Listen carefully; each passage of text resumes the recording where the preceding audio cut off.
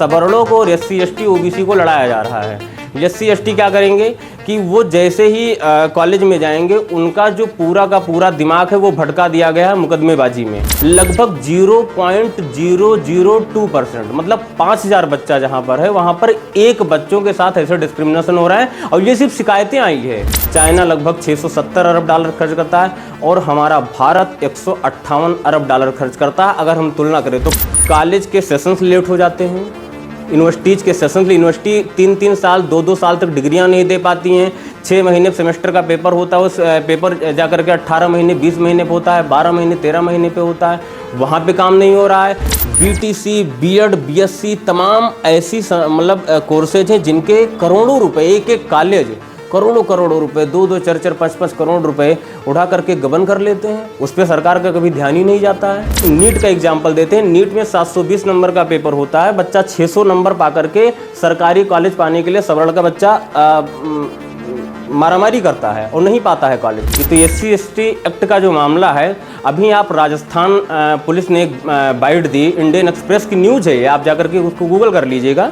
उसमें बताया गया कि जितने भी मामले दर्ज हुए उसमें से लगभग 40% मामले फर्जी पाए गए। उन बच्चों को मुकदमेबाजी में, शिक्षा से वंचित रख करके मुकदमेबाजी में फंसाया जा रहा है। तो सिंपल सी बात है कि बच्चा कहाँ पढ़ पाएगा। तो नुकसान तो तीनों के लिए है, SC/ST OBC या जितने भी।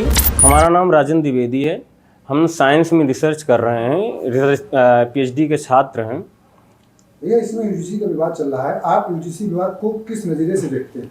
देखिए, UGC विवाद का जो मुद्दा है वो है कि जातिगत भेदभाव को ख़त्म करना, लेकिन इस विवाद में जो सबसे अहम पहलू है उस पर कभी ध्यान ही नहीं दिया गया। जबकि जातिगत भेदभाव को ख़त्म ना करके इसको बढ़ाने की कोशिश की जा रही है, जो कि एक राजनीतिक षड्यंत्र है। अगर हम UGC के अतीत में चलें तो UGC हमेशा से एक दागी संस्था रही है। सन 2009 में जब मनमोहन सिंह जी की सरकार थी तो उसमें भी उनके जो HRD मिनिस्टर थे उन्होंने बताया था कि UGC को बंद कर देना चाहिए। 2015 में स्मृति ईरानी जी थी जो मानव संसाधन विकास मंत्री थी, उन्होंने भी बताया था कि UGC अपने कार्य में असफल रही है, इस संस्था को बंद करके कोई नई संस्था इसके स्थान पे खोल देनी चाहिए। ऐसे ही विवादों का जन्म होता रहा है। आज जो UGC की नई गाइडलाइन आई है, नया दिशा निर्देश जारी हुआ है, उसके अनुसार इनमें जो सबसे बुनियादी पहलू पर काम करना चाहिए उस पर काम नहीं हो पा रहा है। बुनियादी पहलू हमारे जैसे हैं। अगर हम देश की एक डाटा उठा करके देखें, जो गवर्नमेंट की डाटा है, देश में लगभग 70,000 यूनिवर्सिटीज़ कॉलेज मिला करके हैं और 70,000 यूनिवर्सिटीज़ कॉलेज में लगभग 5.25 करोड़ बच्चे पढ़ रहे हैं। ये उच्च शिक्षा की बात मैं कर रहा हूँ। 5.25 करोड़ बच्चों में से जो UGC की डाटा आई है, जिसके आधार पर ये मतलब कानून लाया गया, जो UGC रेगुलेटरी एक्ट लाया गया, उसमें ये चीज़ें बताई गई कि पूरे देश से लगभग 1160 मामले दर्ज हुए। अगर आप परसेंटेज निकालेंगे इसका तो परसेंटेज में यही चीज़ें दिखाई पड़ता है कि 5.25 करोड़ मामलों में 1150 मामले आते हैं। अगर आप परसेंटेज निकालेंगे तो परसेंटेज के तौर पर लगभग 0.002% मतलब 5000 बच्चा जहां पर है वहां पर एक बच्चों के साथ ऐसे डिस्क्रिमिनेशन हो रहा है। और ये सिर्फ शिकायतें आई है, इसकी ना कोई अभी जांच हुई है, ना ये शिकायतें पूरी तरीके से सत्य पाई गई हैं। अब अगर हम बात करें SC/ST एक्ट के मामलों की, तो SC/ST एक्ट का जो मामला है, अभी आप राजस्थान पुलिस ने एक बाइट दी, इंडियन एक्सप्रेस की न्यूज़ है ये, आप जाकर के उसको गूगल कर लीजिएगा। उसमें बताया गया कि जितने भी मामले दर्ज हुए उसमें से लगभग 40% मामले फर्जी पाए गए। मैं अभी पिछले कुछ वर्षों की डाटा बता रहा हूं जो कि गृह मंत्रालय की डाटा है। उसमें ये बताया गया कि लगभग 40,000 मामले SC के और 6,000 मामले लगभग ST के दर्ज किए गए, जिसमें से लगभग 7,500 मामला गृह मंत्रालय ने खुद कहा कि फर्जी है। तो UGC का विवाद होना ये तो जन्म लेता है कि जिन पहलुओं पर मुझे काम करना चाहिए वो नहीं हो पा रहा है। देखिए, UGC विवाद का जो SC/ST पहलू अगर हम देखें, इसको ध्यान से समझने की ज़रूरत है कि SC/ST जाति के नाम पर लोग करोड़ों का घोटाला कर लेते हैं। सबसे पहले जो बच्चे होते हैं, बच्चों को स्कॉलरशिप फॉर्म भरवा लिया जाता है, वो पूरी तरीके से कॉलेज उसको भरता है। तब मोबाइल नंबर कॉलेज का ही लगता था, उसमें बच्चे का नहीं लगता, या आधार जैसा ऑथेंटिकेशन कुछ नहीं था। उसमें कॉलेज वाले बच्चों से एक ड्राफ्ट पे, जिसपे वो पैसा निकाला जाता है, बैंक का जो पेपर होता है जिस पे पैसा निकालते हैं, वो पैसा निकालने वाले से सिग्नेचर करवा लिया जाता है। शुरुआत में जब स्कॉलरशिप फॉर्म भरा जाता है, ये गारंटी रहती है कि SC/ST की स्कॉलरशिप आएगी।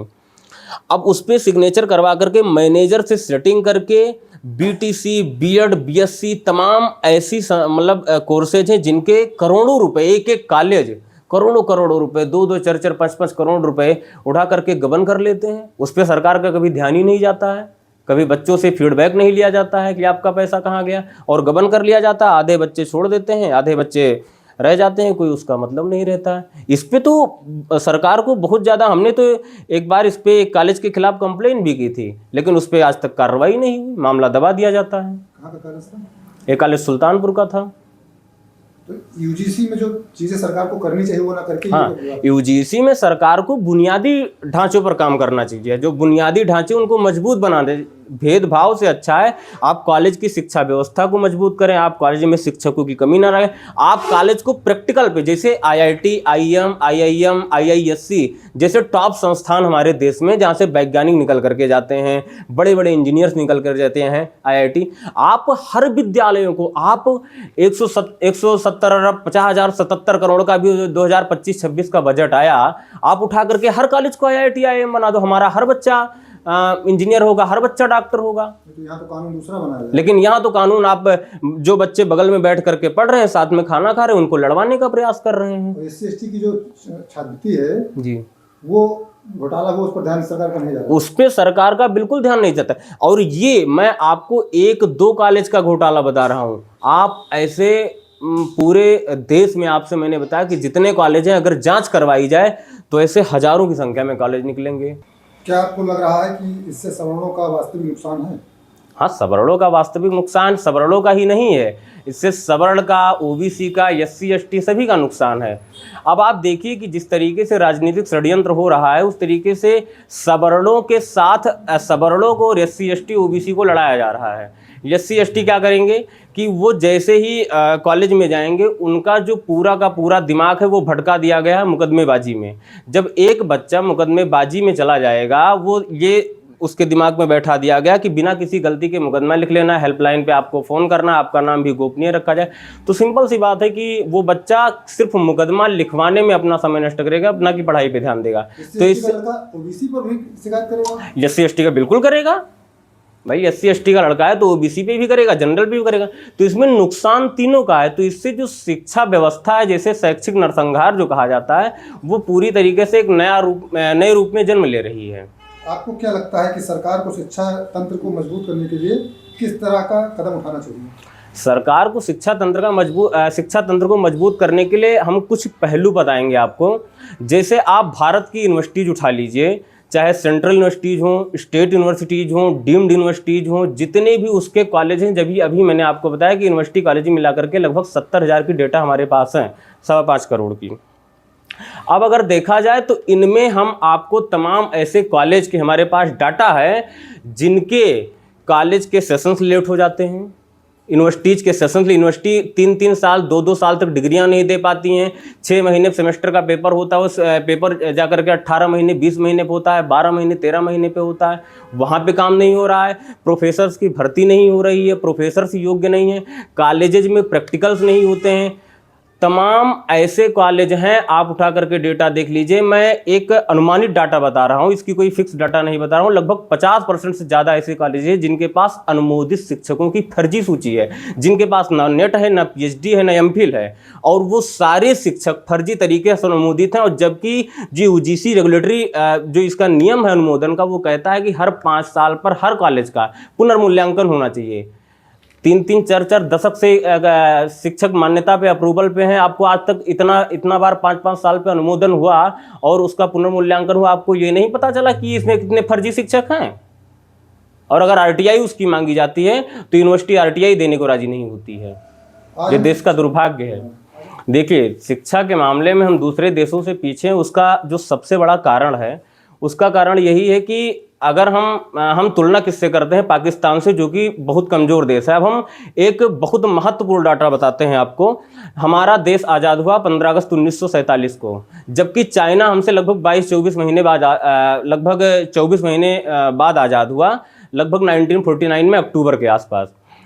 चाइना की आर्थिक स्थिति उस समय जब आप ग्लोबल इकोनॉमी देखेंगे तो उसमें आपको ये पता चलेगा कि चाइना की उस समय आर्थिक स्थिति हमसे बहुत ज़्यादा खराब थी, जबकि इंडिया की स्थिति हमसे चाइना से बहुत बेहतर थी। आज चाइना किस लेवल पे, हम किस लेवल पे हैं। अभी मैं आपको एक डाटा बताऊं तो उसमें आपको मैं बताऊं कि जो चाइना की हमारी जीडीपी है, चाइना की जीडीपी यूएसए की जीडीपी है। यूएसए सबसे सशक्त राष्ट्र पूरी दुनिया में माना जाता है।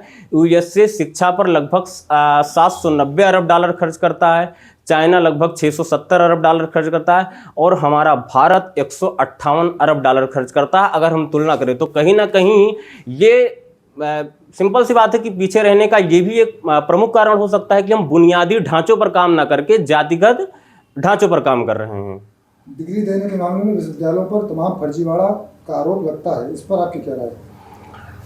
इस पर ये राय है कि जब फर्जीवाड़ा का आरोप लगता है, जैसे हम आपको बताएं कि राजस्थान, हिमाचल प्रदेश, हरियाणा और जितने भी ये राज्य हैं, उत्तराखंड, तमाम डिग्रियां आप चले जाइए, बीएमएस जैसी डिग्री जो 5 साल बच्चा पढ़ करके नीट क्वालिफाई करके जाता है, वो डिग्रियां 10-10 लाख रुपए में बिकती हैं। वो डिग्रियां ये सरकार खुद इसको पकड़ी है। आप न्यूज उठा करके देख लीजिए, तमाम ऐसी ऑथेंटिक न्यूज हैं। अभी भी तमाम यूनिवर्सिटीज़ के ऊपर जांच चल रही है। हम आपको एक नीट का एग्जांपल देते हैं। नीट में 720 नंबर का पेपर होता है, बच्चा 600 नंबर पा करके सरकारी कॉलेज पाने के लिए सवर्ण का बच्चा मारामारी करता है और नहीं पाता है कॉलेज। उसके बावजूद जब बच्चा किसी भी प्राइवेट कॉलेज में जाता है, अगर वो आर्थिक रूप से मजबूत है, 1 करोड़ सवा करोड़ रुपए खर्च करता है, तो 1 करोड़ सवा करोड़ रुपए खर्च करने के बाद में उस कॉलेज में इतना पैसा खर्च करने के बाद में भी केजीएमसी और एम्स जैसी सुविधाएं नहीं मिल पाती हैं प्राइवेट कॉलेज में। फिर बच्चा जाकर के रसिया और तमाम फॉरेन कंट्री से 25-30 लाख रुपए में यहाँ से बेहतरीन, जो यहाँ सरकारी कॉलेज में सुविधाएं मिलती हैं, यहाँ से बेहतरीन वो वहाँ जा करके 25-30 लाख रुपए में एमबीबीएस करके आता है। जैसे देखिए एमबीबीएस तो जो करने जाते हैं उस पर तो मैंने आपको बताई जो सच्चाई है देश की। जो नौकरी करने जाते हैं, नौकरी करने के मामले में वहाँ पे इनकम टैक्स की व्यवस्था और तमाम चीज़ों की जो व्यवस्था है वो अपने यहाँ से भिन्न है। और वहाँ पे सरकार शिक्षा, मेडिकल, इन चीज़ों को नौकरी से वंचित रखती है। नौकरी मतलब वंचित रहने का मतलब कि अलग रखती है। और वो उनमें जो कमाई का जो तरीका होता है, वहाँ पे हर काम का एक फिक्स पैसा होता है, कोई स्वयं निर्धारित नहीं कर सकता और आपको आपके कार्य से ज़्यादा वैल्यू मिलती है। और यहाँ पर कार्य से आपको 2 गुना 4 गुना कम वैल्यू मिलती है। तो सिंपल सी बात है, विदेश जाना स्वाभाविक होगा लोगों का। बिल्कुल नहीं SC ST के लिए। हमने ये चीज़ें शुरुआत में ही बताई कि SC ST के लिए ये फ़ायदा बिल्कुल नहीं हो सकता है, क्योंकि जब हम क्लास में बैठ करके पढ़ रहे हैं, हम भी पढ़ रहे हैं, आप भी पढ़ रहे हैं, तो वहाँ पे जब सारे बच्चे बैठ के पढ़ रहे हैं, उस बच्चे के दिमाग में ये चल रहा है कि हम इनके ऊपर फर्जी मुकदमा लिखवा देंगे तो हम कुछ पैसा पा जाएंगे, ये कर देंगे, वो कर देंगे। सवर्ण के दिमाग में चल रहा है कि ये हमारे ऊपर फर्जी तरीके से आरोप लगा रहा है। तो जब दोनों के दिमाग को संक्रमित किया जा रहा है तो उन बच्चों को मुकदमेबाजी में, शिक्षा से वंचित रख करके मुकदमेबाजी में फंसाया जा रहा है। तो सिंपल सी बात है कि बच्चा कहाँ पढ़ पाएगा। तो नुकसान तो तीनों के लिए है, SC ST OBC या जितने भी और भी जितनी जातियाँ, जितने लोग हैं, सभी के लिए नुकसानदायक है। तो सरकार कुल मिलाकर के वही चीज़ें हैं कि फूट डालो, राजनीति करो, इसी आधार पे अपना पूरा प्रोपेगेंडा चला रही है और देश को विभाजित करने की संपूर्ण कोशिश, देश के विभाजन पे ये संपूर्ण रूप से लगे हुए हैं।